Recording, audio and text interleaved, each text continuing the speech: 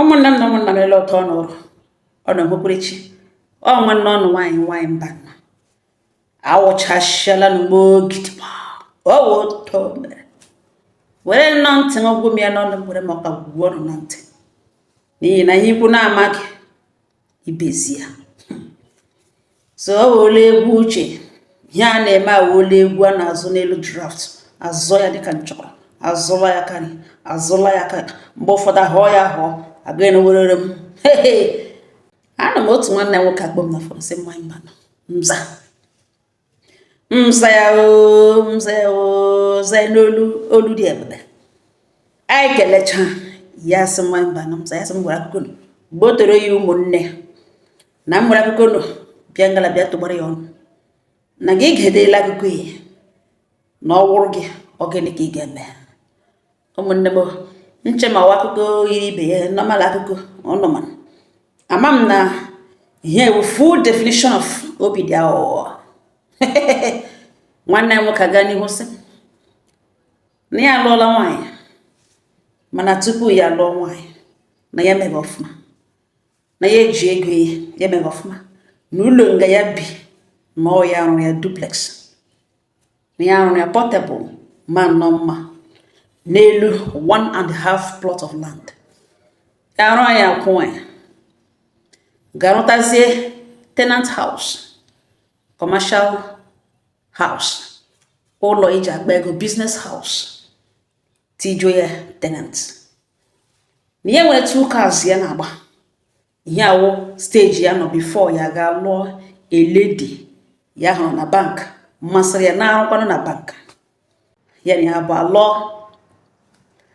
ka ha lụwakwara lụcha nwaanyị mba nọ 1 year aga ha mụọ nwa ha agaghị ụlọ ọgwụ elewekwe ha lechaa ha sị that na enwe ihe dị wrong with her na enwekwara ihe dịkwana wrong with him ya na ya bụ anakwa na try obido gwawa ya na ya chọrọ ịga enwe ebe a na-etedo afọ ka ya gaa ebe ahụ na acid woman na ọ na-amasaji afọ na ọ masaji chaa afọ na afọ na ọ na-ebugharị womb bujie set ya ọfụma ọ nara ya ego ya ma ego ole ya nyere ya for that ọ bịaghị again na nwaanyị ahụ na-ekeretiri ya pens nọ na masaji afọ na enwere ọgwụ aka ọrịa nke ya ga-like ịgba this and that mgbe niile weta reason ya ga-eji ya gbuo ego mgbe ọsụla na ihe ha ga-eme ka ọ dị ime ya nye dị money na nwanyị mba nọ mza na otu aka ya na this lady shi biri begin nọ 1 year kọrọ ọnụ mgbe niile otu akụkọ mgbe niile ya enyeghị ego o ji aga one place or the other na obibi nọ na ya na ya abụọ bi asa onye arụ ga na bank na ụlọ ihe bi n'ụlọ ya nwa na ya nwere 2 cars already ya na ya abụọ gbaga use na enweghị nri eriri n'ụlọ na ọya nwa na isi nwunye mere na ọya efe o yiri na ahụ na ọya ụmụnne nwe problem butekwere ya na emeje nga a ga-agbali eme ọsọ onye arụ ga na bank na 1 naira ya amaghị ego ole this lady na-eri ya hụbe the pay slip ya before ya amaghị ego ole ọ na-eri ma ọ fọzikwe na o wepụtara the money ya nọkwa ha ajụ ya n'ihi na ya ma responsibility ya ileji nwunye ya leji ezinụlọ ya anya na ọ ga-anọkwa n'elu ya ọ lọta mgbe ụfọdụ ọlọ ebe 7 p.m. na ya garacha lụta ya nwa nwoke ya bịa baa kichiri bịa shie nri nwunye elu ya jụọ sị na ọ nọkwala late ọgwa wesị na ya balansịrị akaụntụ na ọwụghị obere ihe taa na balansịrị akaụntụ ya gba ya nkịtị ọ na-aga na-alụ mgbe ọ sọrọ ya ọlọta ọ dị wik ọlọta ya ga-eshi ya ga-efe oshi sa ivu gwepụta ya ga mgbe ụfọdụ echicha ọ na-asụ onye shiri ya afọ mashi ya chere ya olu ya na ya bụ irie na anakwa na erie satọde hebe again ọsọ hakwa na ya gaji na ịnara tritment ihe gbasara ihicha ụlọ na onye nwa ga-ehicha ilega ihe ka ahịka abụ ya but ọ dị sị na enwe ihe ya kpọrọ ya na ọ wee eziokwu ya ji ego but ya na like cleanliness and ya na like ha ya webe niile domestic workers ihe ya ga-emegwe na ya ji ihe ndị emere exercise na ya na-eme na ha mụbe na nwa nekwere need ka ha ya ebe ya na ama na ejiri we nwunye emecha suggest ya ka ga-akpọta na cook ka ga-akpọta onye ke ya gwa ya sị cook ga-eji nwaanyị na ya ga-ahụ ya na like cha ụmụ ihe ya ifat ya ụhụ onye ụdịrị mmadụ ahụ na ya dị sorry ọgba ya nkịtị ya ọtakwana na ọ naghị eshi ya nwa na-eshi ya mere n'ọnụ ya rie gba ya nkịtị nwanyị mba nọ mza ruo otu ụbọchị nwunye ya gawala n'ọrụ bank ya ọrụ ụlọ akụ ị ga-agụrụ ndị mmadụ ego ha na ya nwa nọ n'ụlọ na enwere dọkụmentị ya etụgị bụọ ọchịchị everywhere bụọ ọchịchị ebe niile na enweghị ebe ya na-etofu dọkụmentị ahụ tụọ ebe niile tụọ ya ntatụ otu obi si ya gagodo na wardrobe side ka nwunye ga-etụladịrị ya gala side a meghe ya tụnwe butu shi akpati tụnwa mepee one handbag bịa hụ ọgwụ anyị amaara ọgwụ ahụ ọfụma na ọgwụ ahụ doro ya anya na ọgwụ a na-aṅụ ma ọ na-achọghị ịdị ime na ọgwụ eji egbochi afọ ime ya ele ya ma kaadị ka ndị ka aṅụchara na aṅụcha ma paketị ka na-emepebe emepe ma ofu kaadị ka agbapụrụla 4 ha niile nụchara ime that handbag ahụ and ọ na-eyuzu ebe handbag ahụ ebe a ka ọ na-awụju ụfọdụ ihe ụmụ ihe dị aṅa again mgbe ya na ya na-alụbe na ọ na-aṅụ ọgwụ mgbe ya na ya abụọ na-alụbe na ọ na-aṅụ ọgwụ ya jụọ ya gwa ya sị ya chọrọ iburu afọ ime ga-egwa mbe na mpezi ya lụọla ya arụrụ ime na alụ m di ya chigbue n'ọchị ya gwa ebezi ya chọrọ ịlụ ya na-elekwana ihe ọgbara uru nwa bịa na fine ọgwa ya sị ya biko ya gakwala ije ahụ chọrọ ọta na isi alị ọgwụ nwaanyị on credit ha chigbue n'ọchị so na o doro ya anya ọfụma na nwunye ya mara ọgwụ na ọgwụ megekwara na paketị ya ndị ka aṅụrụ na-aṅụ ndị ka paketị a na-emepebebeke kele emepekwara mgbe one full card emepele mana agbapụla efọ onye ṅụga ha heju isi ya so na nwunye jos na-anara gị ego na ọ gaga treatment ọ chọga nwa etedoghị ya afọ amasajiri ya afọ ọ na-egbochi ka ọ hapụ ịmụ nwa i were igwe na ọnụma inwezi ebe ya gara dade ya ekpekọrọ ọgwụ ọnụtara wụọ n'elu senta tebụl were ma handbag ya mepee edenwe ede ewe ya oghe werezi oche nọrọ ọdụ were remote chebiri ya ọ ya ka ọ gara do kelee ya si ya welcome ọ ga-ilo that day o ji lo that day ebe 7:30 ya jọ sị na trafik dị too much na ya nwere trafik jam tinyere ha balance ga akaụntụ ya so nsogbu anọ ọkụ anya n'elu tebụl hụ ọgwụ ọnụnta ole ya jụọ esi ya gara na ha personal belongings ya gara na ha things ya gara na asach gari ka ọgịnị ka ya chọwakwana na ihe ngwongwo ya na saịbị ya na-edenwe ihe ndị dị mkpa na ọgịnịkwana ihe nke ya tọpụrụ ya ọnụ o ji aka kpokọlatacha ọgwụ ọnụntara wee ga ya n'ime akpa zipụ shepere ya gwawa ya sị ugbu a ka ya ghọtara na ọ chọghị ịmụ nwa deliberately not because na nwa na-esiri ike na why ka ihe o ji aghọrọ ya n'ụdị ya ka ihe o ji mee ekwensị yuzuo ya n'ụdị ya against him na enwere ihe ọjọọ ya mere nwunye ya gwawa ya na ya dị sorry na ihe mere na ya gwa ya na ọ gaghị ekwe na ọ bụrụ na ya gwara ya na ọ gaghị ekwe na ya ọrụ bankị nọ ya rụga na ya nwere target ya na-achọ iri ji target so that a ga-eme ya manager ka salary ya nwee ike eme gịnị gbakwute ọzọ dị ka ibe ya wee bụrụ na ya achọghị ịpụ out of shape na ya chọrọ ịnọkwa nọrọ enwe ihe karịrị nwa agbọghọbịa nọrọ ya nọrọ ya jụọ ese na ụzọ ihe abụọ n'ụgbọ okporo ahụ bụ ihe mere na o jiri gbochie onwe from ịtọ ime na gwa ya gwakwana ihe ya n'isi mbụ na lekwe na ya chọghị iri ime ya nya abụọ na-agbagharị n'ụlọ ọgwụ ọma bịa nara ya ego ọ na-agakwa na ojikọ ya megana ọgwawasị ya dị sọrị na mgbe mmanya na mpa ya n'idiri ego ya jos were ụzọ ahụ nata ego na ọ bụrụ na ya agaga for those things na enweghị ihe mmeri na ya dị oke ya jụwa nwunye ise na ọwọtụ n'ugbo ka ha ọ chọrọ ka ha nụrụ na ha alụcha nwa fa ya ka n'ụgwọ na ya ma eji ya nọ na ya emezuola ihe nwoke na-eme ya rụọ n'ụlọ rụọ ka ebi rụọ ka ebe etiri tenant ya nwere flourishing business na ya nwere business ya na-aga on successfully na ya nwere successful businessman na ote ga ịgafe aka n'ụkwụ na-eche ka ọ cheta ogide target ya eche nnọọ ka ogide target ya na ele plan ọ nwere na ha agaghị amụ nwa ọ target ya ka a na-achọ na marriage nwunye ya gwawa ya sị na a ga-amụ nwa ya jụọ nwunye so because of ka ọ hapụ part of shape ka o ji ọchọghị ịmụ nwa nwunye ya gwawa ya sị na ya dị sorry na ya chọburu ịgwa ya na enwere mgbe ya chọrọ ịsọjestịrị ya mana ya sị ka emechaa mana ọ dịbeghị late ka ya gaa n'ihu discuss ka ya gwa ya plan ya nwere ya jụọ esele plan o nwere ka ha yuzuo surrogate mother were mụọ nwa na ya dọ nwere na ọya ga-akwụ ụgwọ ihe niile na ọya ga-akwụ ụgwọ everything na 1 naira na-ewetara maka ya na ya abụọ yuzuo surrogate mother were mụọ nwa na after all na ini edo mmiri ya na ọwa na-ahụ ini edopụta ọ dịkwa new ini edopụta na ini edo yuzuo surrogate mother many of them all these celebrities many of them yuzuru ya a na-ele mgbe a na-etu ha n'afọ ime aga mana ụmụ ha etoshala na ka ha yuzuo ya so that onye ọbụla ga-adịkwa okenye ọ gaghị egbochiri ya ọrụ ya ọ gaghị emekwe ya pụ out of shape ya gwawa ya sị nne n'ọrụ bankị ọrụ ga n'ọrụ gara onwe ya na enwe na-echi ya nara 1 naira before sị mba na isi o mere ọkwọ na-abịa anaghị ego enye ego nye ya na-enye ego ji enwe ihe allowance ya na-enye ego ji eleta onwe anya ziga onwe ihe nwoke nwere ike imere nwunye ma ọ bụrụ na nwunye the man on around yenye ya na-enye ihe ga nọ ya nye ego efu o yiri n'ahụ na ya na-azụrụ ya akwa na ọzọrọla gift mgbe oriele salary before si azụtara ya ordinary leather wash ndị kere na bogi na-ebugharị na showcase na onyebeghị ya na mbụ ka watu ụlọ nga ha bi na ọwụha ebe a na-akwụ rent onweghị onye anaghị ugwu ụlọ enweghị ebe ihe shi ahụ ga-ego ya anya na ya eleghị ọfụma ya lụrụ nwaanyị ka ya na nwunye ya mụọ nwa ka ya mụta ụmụaka ga-ele ya echi o werezie job ya put on the line like ihe ya lụrụ ya ka ọ nọrọ n'ụlọ ya na-achọ bank target ya na ego ya na-ahụ ga ha anya ya lejiri onwe ya anya lejiga ma ya onwe ya anya ọ na-agwazie na ya achọghị part of ship enwe ofu mkpụrụ ihe meghe na ya echi ya na ya bụ ọgwụ richa ya na-ele anya ka result ga-apụta ọ ga na-aga were mmiri na-asacha were ọgwụ na-asachachi everything bịakwa nọ n'elu na-achọgharị solution anarakwa ya ego o ji achọ solution na nna ihe ọwawa wickedness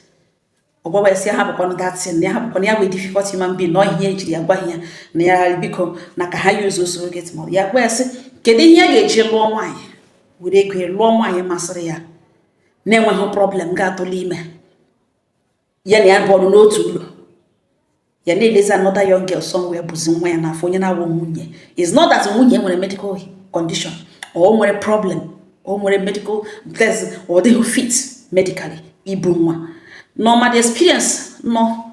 n'ime nwoke ịhụ nwunye na ọ dị ime ihe na part of bonding ya nwere wute nwa ya hụrụ afọ ime nwa mgbe nne ebu afọ ime nwa nwaanyị ya tụrụ ime ọ sizi otu ya kwụrụ ụgwọ isi ya na ya bụ nọrọ ya na ọ chọghị ịlụ nzu shape ya na ya nwa gawa na lab ga-agba akpọkapọka wute obere nwa ya na ya bụ ọnụzie nga another girl somewhere buruzie nwa ya n'afọ na-awụghị nwunye buru nwa ya n'afọ and enweghị onwe ndị problem ọ nwere naanị reason ya wụ na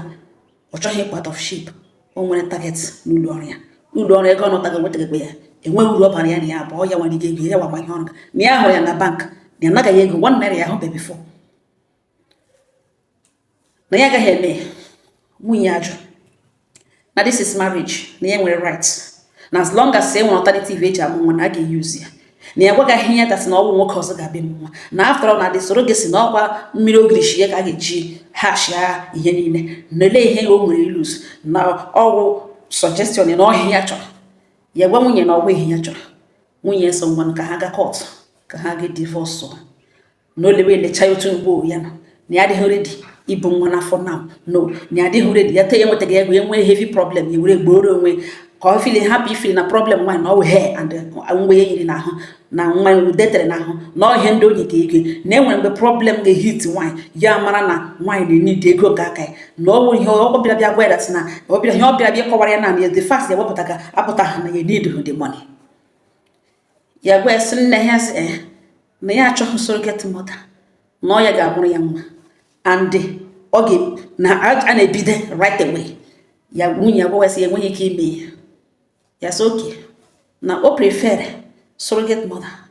on stake marriage ha this yes na ọ bụ ihe ya nwa chọrọ na ya chọghị ịmụ nwa na elie ihe niile ya na-ebatara aka na enwe ihe nọtụ ya nwatakịrị buru ha nwa na ọzọ ka ige ha nwa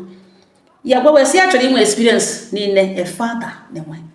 na ọ bụrụ na ha gara ụlọ ọgwụgwọ true onwe problem ga-eme ọ ga-ebuli nwa n'afọ ekwu eziokwu surrogate ọ bụrụ na ọ gara ugbu a na-asụ ji ha ahụ na ekekwele condition no condition bend crayfish na Chineke ya ekeghị na onweghị that problem ka ihe ojichi use that slot ka ihe ojichi use that method kedu ihe ojichi use method ahụ kedu joy ọ ga-enwe na ọ ga-atụle ime nwaanyị ibe ọ chọrọ ihe ime experience ihe gbasara afọ ime na why nwunye kwechi na ihe ya chọrọ na ọ bụ na ihe ọ chọrọ ka ha gawa court ya bịa lee ya ugbu a ka ya ghọtara ihe o ji kwechiri na ha ga-emerịrị court marriage ụlọ ya rụrụ ụlọ abụọ ya rụrụ bifo bata ka ọ raga anya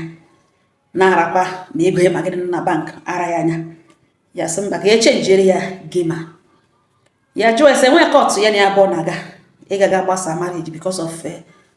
surrogacy na ngwa si wepụga that part ma ọ wee lee mgbe ka ya ga-echeru ya na slot ya ọ hapụ onwe ya ka dịrịra ya ime ka ya na ya abụọ rie ime together mụọ together ọ wee lee mgbe ka ọ chọrọ after target ya hụrụ ole mgbe ọ planụrụ achieve this target and ikwerekwe ka ha mụọ nwa nwunye agwa sị enye ihe another 2 years ya sị 2 years ka ya na-ega anụ nga ya na nwa agụrụ nwa na-agụ ya nwunye dị oke ya dị oke a na-eche bank target 2 years ya sị nwere nsogbu anọ ọ bụrụ ha ga-eme ka ahapụ use surrogate mother no problem nwunye sị emeghala no problem 2 years not dị oke 2 years not dị oke ihe ahụ emezie ya ọ nakwaghị ezo aṅụzi ọgwụ ahụ ya ritughala kpam ọgbara ọgwụ atọ n'ọnụ kpam ya na-ele nwaanyị mba nọ nza ebido kpakọ onwe ya ọnụ after like 3 months ya gwa nwunye that na ya ere n'ụlọ na ya pụọ nọ n'ime na ya chọrọ ka ha move to tenant house ka ha gaa chọọ somewhere rent ya big apartment biri ebe ahụ nwunye sị kedu ihe ya ga-eji ere ụlọ without agwa ya sị ya erere ka eji tụọ ahịa na China na enwere biznes pụtara na ya ere ụlọ ekwe ya rụrụ na aha ya ma dọkụmentị eji ere ụlọ nwere nke signature ended ya na ekwe ya ụlọ ekwe ya rụrụ ya uhie ụlọ ya rụrụ before ga-alụrụ egbupụta na ihe ọ ga-eji question ya like that na ya erele dị ụlọ eji atụ ahịa na China nwunye asị ya na gwakwa na ụtọfụ ka ahịa na-emekọ na ogwugwo mmiri tazi enwe ihe mere ahịa ahụ na ego ọ retere n'ụlọ na yiri n'ala n'ụlọ ọkwa na ego ole ka erere ya sị gwa ihe mmadụ na-afụ na ya eji ụgwọ imere ya explain na ego a na-akwa ya na bank ọ na-ewetara ya ka ihe ọ ga-eji ajụ ya ụlọ ya rụrụ bụ dọkụmentị ya nwa aha ya nweta obere aha ya nọkọtara ihe ụlọ ebi n'ime bifo gabata ọ na-achọ ime ego erere akwesịrị ya ihe mere eji ire ya edenwere na-eji ihe na-agwa ya na onye zụrụ dị ụlọ ya gwara onye ahụ nye 4 months ya chọọ ebe ọzọ rent ya na ihe gwara ihe ugbo ka ya na ya bụ ọtụkọ isi ọnụ ga rent ti beta place so that achọta ọbịa lee ya ma ebe ahụ masịkwara ya ka ha ihe nwee ike kwụ ụgwọ ebe ahụ nwunye so oke na ọwụ na ọhịa plan ihe ọ chọrọ ime fine mana ya dịkwa sure that na ahịa China ahịa ahụ ọ na-aga ịtọ na ọ ga-efevọ ya gwa sị na ego ahụ ahịa ahụ bata na ya ga-eguzoro oto comfortably ruo ụlọ a 3 or 4 na ya ha forget that one ya bụ pure businessman ka aha aga na nwaanyị mba nọ nza ya na ya bụ na-eme ọ nakwa aṅụ ọgwụ ahụ ọ na-aṅụgwọ ọgwụ every time ọ nọrọ n'ihu n'abalị ọ gbara ya mgbe ofe ọ wepụta edenwe n'elu bed once a ga-ebulicha kpa mụbarala ọṅụ na ọ lakpurule ya na-ele ya everything na-agba ya off n'anya iwe na-ewe ya na-akọntrol iwe gbara onwe ya nkịtị ọ ya ka after 1 month ebido mewe call ọ bata ka ya na-ebido call ahụ kpọwa somebody at gasị agent ya jụọ sọ gịnị mekwana ahịa ego nwa na gịnị mekwana ahịa nwa na akwa ya wetara ego asị weta si gịnị kwana gịnị ekwe ihe ji nkịta ọnwụ a na-akọ onye ahụ ya dị worried ya emechaa call ahụ nwunye ya gwa akwa ya gwara ya na agwa na akwa ya gwara ya na agwa na ọ ya agwaghị ya na ya gwara ya nwaanyị mba nọ nza ya nọrọ ngasị ha yesiere hụ the other house were ga-agba the container nwunye sere which house ya gwa nwunye si ụlọ akwa ya rụrụ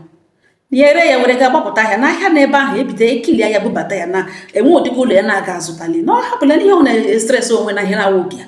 na ya ụlọ ya rụrụ ya ree biznes haus ya na ụlọ ya rụrụ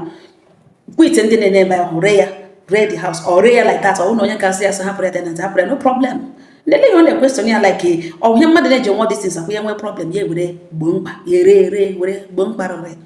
nwunye ya mabụrụ ishekọ n'ala na ya ga-ere ụlọ ya gwa ya sị ya ere ụlọ ya regara na-ere na ọdọ ngwara ya na ya ga-eri ya ebupụga dọkụmentị ya eji nwere ụlọ ahụ bupụ ya nọrọ nga bido mewe kọl ahụ gosiri na ya erele dị ụlọ nwunye ya sị so na ya erele haụs ya sị yes na ya erele so na ya erele ụlọ ya sị na ya erele ya ya ejicha iji kili ahịa ya tọrọ nwunye sị ngwa nsogbu ndị abụzị ọ pụtara ugbu a na-awụ n'otu ugbu a ha den ha agbagala na 3 bedroom flat n'otu ugbu a na ha bi nkari ha nọ ngara ugbu a na-awụ asị ndị na-enweghị ụlọ ngadugbe ha nọ na ha wụ tenants na-enweghị ụlọ nke aka ha anywhere ya gwa sị na ọ jụla ya na ka ọ gbaga kwa ụgwọ na ọwa hụbe ebe nwaanyị rụrụ ụlọ before ọwa hụbeghị ebe nwaanyị rụrụ ụlọ na bank ahụ ọ na-arụ na ya karịa na the whole branch a ga-ahụ ụmụ nwaanyị bịara na bank ga-atụ ụlọ aka sị na ọ ha rụrụ na eleghị o ji dị worried like ụlọ ka ya ka ahụ ebuga anyị mba na nwunye ya ṅụgidere ọgwụ aṅụ ọgwụ 1 year nwụgide ṅụọ ya after 1 year abaiga 2 years nwaanyị aka na aṅụkwa ọgwụ ya gwa ya sị na time ya na ya bụ kwuru eruole na orume mgbe a ga-adị nwanụ ime ya bịa notice na ọ kwụsịrị ịṅụ ọgwụ ahụ for some time for some months ọ ṅụgazighị ọgwụ ahụ ọ naghị ejikwa ya pụta na bedroom ọ naghị edenwe n'elu bed ọ naghị agaga gbara ya ṅụọ just like that lakpuru ọ naghị aṅụzie ya gbakwana nkịtị ya achọghị ịjụ ya sọ ọgwụ nọ na-aṅụzi ya gba ya nkịtị so mgbe o wetara ya result ya mara na ọ dịlarị dị eri ime ọ ya ka time o nyere ya ọ sị just nye 2 years to just 2 years na target ya ihe niile ya dịzie ready ịmụ nwa ma iluzu ship 2 years agala ya jụọ ese na nne ha fa 2 years agakwala ya na ọma na 2 months nwunye ya gwawa ya sị for some time na ya ahụgazi ihe ọgwụ ahụ ya mahụ na for some time na ya ahụgazi ihe ọgwụ ahụ ya jụọ nwunye sọrọ afọ olugbo ede nwunye si ama age ya si yes truly na ọma age ya ọ baghị were jụọ n'ihi na ihe ọ gwara na ọgwụ age nwere ka ọwụ age ya na o doro anya na naanị ya onwe ya ma age ya mana ihe ọsọkwa ya mara na age ya na onye lee anya n'ihu ọ ga-ege ezitenwu age ya na-ele ebe agaghị ugbu a na ya si na ya na try nọ na ya na try mana ọba for some time ya ṅụbeghị ụdị ọgwụ ya ma ihe mere o jiri ọbabe ka ha gara mee yuzizie dị surrogate mother n'ihi na enyi ele ya na ya gwa sị na Chineke nyere ya mere ya ọfụma kejie ọfụma onweghị any problem napụ ya ihe mgbu napụ ya ihe niile gawa obstacle eji atụ ime kwụnwa ya ọfụma na ya na di ya nọ na ha ga-adị ime purposely na onwe nke ya n'aka nke n'ikekere aka nke ya o were ọgwụ na-asachasị ihe niile na ya chọghị ịmụ nwa ugbu a ọ baziri n'ọnọdụ ịchọ nwa ka ọ sịsị ka ugbu a na ka e na-ediziri the surrogate mother with reason fair enough onwe mind na-asị ya fair enough na ọ maghị ọ na-eme na ọ chọrọ ịgwa dat na ya chere extra 2 years just ịbịa discuss wakwa gbasara bịa kọkwa akụkọ surrogate mother ya na ya abụọ na ọ reason eji rule that one off for extra 2 years ọ ga-eji nweta target ya nwa target onweta branch manager enwenye mmiri branch manager enwenye mmiri otu ahụ ọnọkwa ka ọ na-ahụsụlụ gakwa otu ahụ ọnọ ya ga lụta mgbe ọ sọrọ ọpụta ụdị ya na ya bụ ọchibiri after 2 years ọ si nye ya ga-eji eriche target 2 years aga target ọ riche branch manager enwenye nyere nwakwa na ọ na-eri ime ọrụ ime ọ bịa na-asachachi ya baizi ugbo ene na ọ na-eto nwa sisi ya na ya bụ ọ ga-achọ back to ịkwa akụkọ surrogate mother ka nwaanyị ọzọ bụrụ nwa ya n'afọ mgbe ya sọjestịrị na ọ hapụ onwe ka ya ma ọṅụgụ ọgwụ 2 years ṅụgụ ọgwụ ya na ya bụ alọ ọṅụgụ ọgwụ ya mahụ na ahụhụ niile ya na-ata na ọ na-aga agbachasị ya asachasị ya yere ka ihe a na-agbada okwute etrite dat matter ọsị nye 2 years ya enyekwana ya 2 years aga branch manager enwe nyere target omit ọbịazi ugbu a na nwaragazi ahụ eturu ime osisi ya bịa ka ya na ya bụ ga-akọwa akụkọ surrogate mother n'obodo ebe na ọ n'ịdịghị na ọ nọ ọnwa ka enye edo so that ọ ga-anọrọ bọbụla o loro nwere n'anya fego ya nọ ebe ahụ ma ọ bụrụ ma ya nwa na marriage na ọbụla nakwa ya ekwuo tretụ ya ka ha gawa court na ya dịziele ready ka ha gawa that court ka ha ruo court ga-akọwa ihe n'ugbo ene ya na ya bụ ọnụ ngala discuss o ruo court ọgwa ndị court na ya chọghị iluzu shape ya and ọwụ ha agreement ya ọ gwaghị ya gwa ya na ya bụ abaiga n'ime marriage ọ gara agwa ya sị marriage na ugbo ha nọkwa alụ ya gakwa ha mụnwa achọghị iluzu shape mana ọ gwaghị ya ọ baiga n'ime with her own personal intentions ha baiga di ya ọ bịazi na-agwa ya ka ị ga-eyuzu surrogate mother na ọ nweghị ya chọrọ na ugbu a ka a ga-agazi court ga discuss ihe niile ọ sị nye 2 years enyegbule ya 2 years na erute ebe ahụ ka o lewe George anya kowara ihe n'ugbo ele na ya nwa personally chọrọ divorce nwunye asị na ya mara ya chọrọ divorce ya tụtụrụ property niile resha ya sị oke ọ property bụ o kwere lawyer ọ chọghị ịmụrụ ya nwa ọ chọzara eru ebe ahụ ewe chepụtasịa property ya ọ na-amahụ ebe ya bịa kpara ya igbuo ya ntutu cheghe na ọ kwọọla aka na tipa bu aja na ọ bụ onye ahụ ọ mụrụ onye ahụ elie ya na ngwa ka ha ga court na is obvious na ịmụ nwa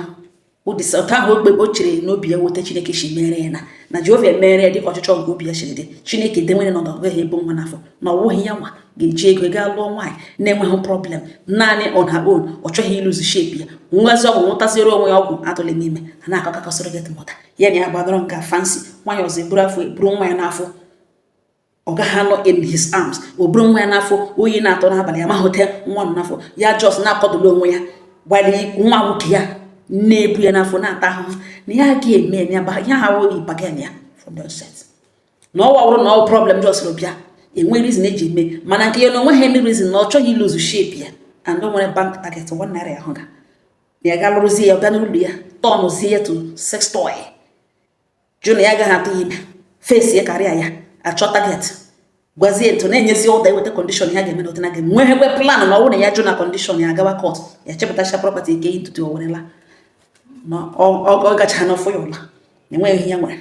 na olekwe na ọma na ya ti ya dọrọ ahịa na-ekwe ha dị ya ọ ghọtara na ọ ma nwe ha na-akụri akụri na ngwa ka ha ga court ga-adọkacha akwụkwọ na ọ bụla na nwe mba nọ nza nwanne nwoke akpọwa ya na fon onye ihu na-akpọ onye azụ na-akpọ ma pastọ ha gbara ha akwụkwọ onye ihu ma friends ha ndị ka na ha na-achị ụfọdụ kwa na-akpọ ole esi ihe ahụ ihe mere na ya kwechiri na here this lady not the wicked this and that onye obule ke friends he ke la abo onye ke ndị ụfọdụ nọ on her side ụfọdụ nọ on his side also mbịa gbotu wara ọnụ ọ wụrụ gị ole ihe ga-eme ụmụnne m nwanne anyị nwoke si nwunye si enweghị ike divorce ya ni abụọ na ya chọ ịga lụọ nwaanyị ka abụọ na ya agaghị alụ ya gwakwana ya si enwe mgbe ya bịara ịlụ nwaanyị ya wụghị polygamous man ya esoghị na polygamous man na ya awụghị ihe awụwụ one man one woman na ọhịa ya na-eji alụrụ onwe ngara ji aka ishie ihe na iri enwe ihe nwaanyị ga-eji emere ya ga na nne ya azụghị ya nne na nna ya azụ ha na sochugburiwe nwaanyị for any reason na ọ bụ onye lụọ nwaanyị ya lakpuru na ebe ya lụrụ ya ọjụ na ọ gaghị amụrụ ya nwa were ọgwụ ṅụọ kpochicha akpa nwa ya bịazi ugbo si ya bịa ga so ego bank ọgwụgwọ ya ka ọ chọrọ ịbịa bịa na-ere ya ga chọta nwatakịrị ọ ga-enye ya ego ya na nwatakịrị agbawa digwe mgbe n'ụlọ ọgwụ nwa ha bịa buore nwa ọ nụrụzie ihe ka fancy no na ya chọọ ka o luzuo shape ahụ na ọ chọghị iluzu na oru ole mgbe ọ ga-adị free ọwụ naanị ya ga-ahụta beautiful curve ya na ọ ga-apụta from this marriage n'ihi na o nwere shape a na-elele shape ọ na-ekwesịghị iluzu ya kpọrọ ụmụnne onye arịọ ụfọdụ na-arịọ kedu ọkpara sị na nkwere ihe nọ dị ya na nwaanyị ịmụ nwa na ọwa agreement ya na di ya ụfọdụ nwaanyị a na-eme ya eme na what is there na ụfọdụ nwaanyị na-enwe problem today ọhịa mụtara na nwa na ọnwụ na nwunye so chọghị ịmụ nwa besides na ọsọ ya ga-akwụ ụgwọ soro gị si na ya ga-akwụ ụgwọ efete na ọ kwesịrị bọda ya it's not like akpọga anọda dono na ọgwọ ya maka ụgaga mekwa ihe na nwe ihe nọ there na ole sọ chọbụla ịhapụ nwanne ya nwaanyị na ahụ ya nete nọ there ya jụọ ese nna ya sị na o ji ego na gịnị mere ọsọ nwunye ya sị na ọpọtụ ya na nwunye chọrọ ịmụ nwa mana nwunye nwanne ya nwaanyị sị na ọ chọọ na what is there ya gwa sọ gịnị mere ọ gwaghị ya na ya gaghị amụrụ ya nwa mgbe ya bejelu ya na enweghị ike ịmụrụ ya nwa ya na ya abụọ ya kwụcha ụgwọ isi ọ nụrụ n'ụlọ ka furniture a very beautiful furniture etewere n'ụlọ na experience nwoke na-enwe na nwunye dị ime na-ele nwunye ya na nwunye together that experience na nwunye dị ime ya na ya abụọ ihe n'elu bed ya na-ele nwaanyị dị ime na nwa nọ n'afọ ya na-enwetacha kik nwa nọ n'afọ dịka ụmụ nwoke ibe ụfọdụ na-akọrọ ya ọ na deprive ya na so nwaanyị ọzọ bụrụ nwa ya n'afọ is not like nwanne ya nwaanyị nwere any problem no problem at all naanị reason ya wụ na ọ chọghị ịlụzi shape ya and o nwere target n'ụlọ ọrụ ya ọrụ ọ na-arụ eburu ego o butegekwere ya gịnị ka ọ na-akọ na nna ya sị ya na-alụgazi na ha ga-ebido the divorce process traditional divorce first head to court na ọwụhụ by force to stay married to her. Thank God na ha mere court wedding and all we want push eme court wedding na ebiko kpaka onwe ọnụ na ọhịa nọ n'elu ya ugboene nwanyị mba na m judele ya unu njudele ụmụnne na ọwụrụ gị ga-emenwe accept this surrogacy na ọwụrụ na this girl na-amụọ ya kude ebe ọ na-achọghị iwe mother ọ chọghị ibu nwa n'afọ kedu otu ọ ga-esi ahụta nwa anụ ntara onye ọzọ buru n'afọ kenwe inye nwatakịrị ọ ga-ekretiri ya more job na ọ ga-awụrụ ya workload n'ihi na kemgbe ejiri lụọ ihe ọma onye jikere ya agawa ọrụ lọta mgbe o jiri sọ ya nwe na-asụ ya gị ọgịnị ji because ya jụghala ya the same question the same answer a balanced account ọ bụ bịa mụzie nwa na ọhịa maka ọwụ nwatakịrị ya nwakụtezie nwatakịrị ya wezie naanị because onwe ha obi eji aghọ nwunye kedu otu ọ ga-esi eme obi eji aghọ nne na ya bịa pụwara ya na ọ bụ ndị na-achọ nwa ha ahụhụ nwa ha ekwu okwu surrogate mother nrụkwanụ na-eche nwa ha ekute nwa ha agụrụ nwa ahụ akụga ha ememe nwa ha na-anabata ya play the role of a mother mana nwunye ya mere ka onwe dị all those things ọ dị the stress ọ bịa na ịga nọ n'ụlọ niile tọọ ya to sex toy ya tishi na kitchen odoro ere ode mgbe niile o toro gị ihe niile ya emege onye niile na-agba n'okwute o buzo ọrịa ya for 1 year before Chineke nna eji ya ihe omimi ya na-amaghị ọ nara ha 2 years tụkwasịrị onwe bịazie to lọchịta back to so somebody jacket turn onwe to nwaanyị aga ka ya na ya ga-ebiri n'ụlọ awashi ya agaghị eme na m jụtele m na ọ bụrụ gị na oleghị ị ga-eme na marriage na ọbụla na ịga na kọtụ ugbu a dọka akwụkwọ onye ọbụla la enwe ihe o ji abụ nkwere ka eji abụ na o were ihe ọ kpatara onye ọbụla nwere ike enweghị ihe nwere nọte na ọ bụ ebe okwu na ogbu na-enwe mba nọ na m jụtele unu na ọ bụrụ gị oleghị ị ga-eme m sị ya nna m ya sị enwe ihe niile kwuru ngarugbe nwere ike wutere m irere ụlọ ahụ reshi ụlọ property ụlọ iji obi dị mkpa na gị reshia ya ọkwa ụmụ ihe ekwensu na onye arụ ala ụmụ ihe ga-eme mgbe furu eburu the money ya sị nwaanyị mba na m hapụga na ya achọghị ịbịa discuss all that part with me n'ihi na ya amaghị onye ga-ele vidio later on na ihe ya sị ka ya gwa m ka ọ wụrụ taa echi denwe msi oke nna m aghọtala m ihe ikwu gị. Anna m ihe ikwuru, aga m agbotowara m ụmụnne kele na ha eji aka ha mmanye ya ọnụ. Onye mee onwe ya gaghị asị mmadụ mere ya, n'ihi na every adult ma ihe ọ chọrọ. Nsụkọdo m na hapụwa ịma ihe chọrọ, and okporo mma ịnụ ya from ọnụ dị iche iche ọ ihe eji enwe ọgbakọwa ụmụnna. Onye bịa ya ekwu uche mgbe a nọrịchara iche onye ihu n'azụ, obodo azakọ mara ihe a ga-eme. Ọ ya wụ ihe mee ụmụnne asị tụpụtatụrụ ya nwe mba na owere ihe na gbotowara ya ụmụnne ka anụ ihe ụmụnne ga-ekwu. Ọ general opinion, collective opinions ya ewere mara nke ọ ga-eme n'otu o si eme.